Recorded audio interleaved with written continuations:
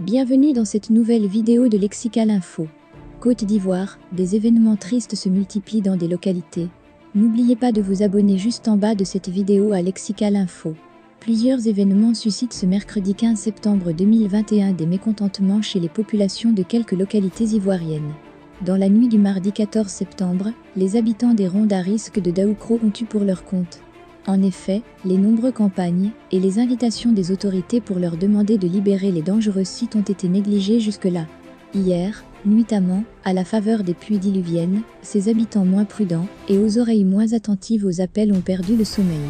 Dame Pluie les a rendu une visite surprise. Ces personnes et leurs domiciles ont enregistré moins de dégâts grâce aux interventions de l'Office national de la protection civile, ONPC. Même son de cloche dans la capitale de la région du Zanzan. À Bondoukou, les eaux ont aussi laissé des traces dans la ville. La route allant au lycée, après une pluie qui est tombée à verse, est coupée, empêchant les circulations. Route allant du jardin public au quartier Zanzan coupée par cette inondation. Vraiment aidez-nous, dit désespéré, un habitant de Bondoukou. Dans le Moronou, à Ara, les eaux de Djabo, une rivière sacrée sont aussi sorties de leur lit. Par ailleurs, cette rivière est en manque d'entretien, alors qu'elle pourrait constituer si beau site touristique.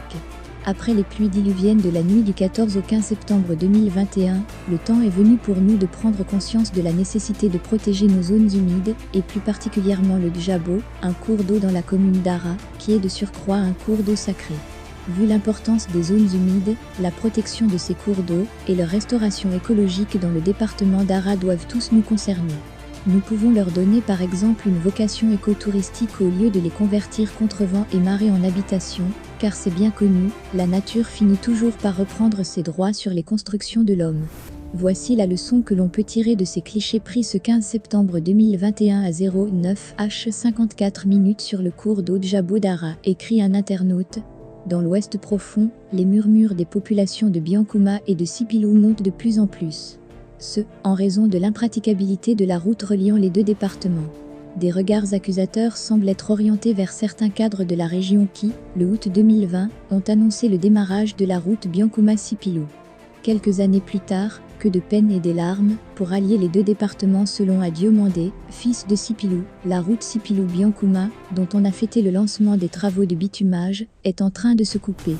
Dimanche, un des vieux minicars en partance pour Sipilou s'est échoué sur la côte de Gbablasso et s'est renversé. Plusieurs des ponts, que le conseil régional avait réparés, ont considérablement rétréci. Certains même sont prêts à lâcher. Si même au lieu de parler de bitumage, on nous faisait un bon reprofilage, on n'en serait pas là. Au pays Gouro, les populations de Pélésie et de Vavois ne se retrouvent plus depuis quelques jours. Le pont métallique qui permettrait aux et aux autres de se visiter a été détruit par l'accident d'un camion. 2 semaines passées, les populations semblent de plus en plus désemparées. Car les stocks de produits de première nécessité et les médicaments pour les centres de santé commencent à baisser de façon drastique. Ce n'est pas tout. Seulement, marquons un arrêt ici. Sinon à une 50aine de kilomètres d'Abidjan, un Massa, en provenance d'Adzopé, s'est renversé, ce mercredi 15 septembre. Merci pour votre aimable attention, et n'oubliez pas de vous abonner à Lexical.